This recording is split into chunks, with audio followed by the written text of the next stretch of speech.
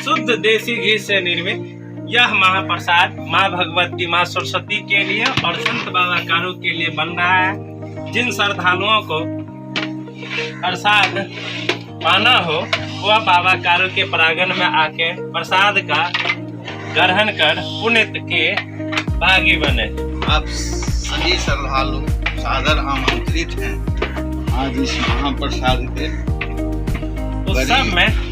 बड़ी सौभाग्य की बात है कि बसंत पंचमी के साथ और कारू परिवार की ओर से आप सभी श्रद्धालु को हार्दिक अभिनंदन करते हैं और करते रहेंगे और साथ में यह जो कार्यकर्ता है का हलवा बना है तो आप लोग जरूर आकर ग्रहण करेंगे।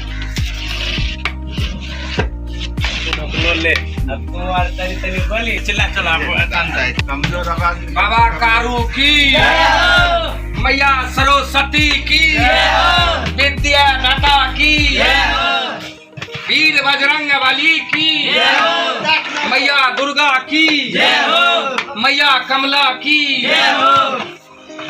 मैया बंदी की माय जगदम्बा की मैया कमला की माय भगवती की वीर बजरंग बली की।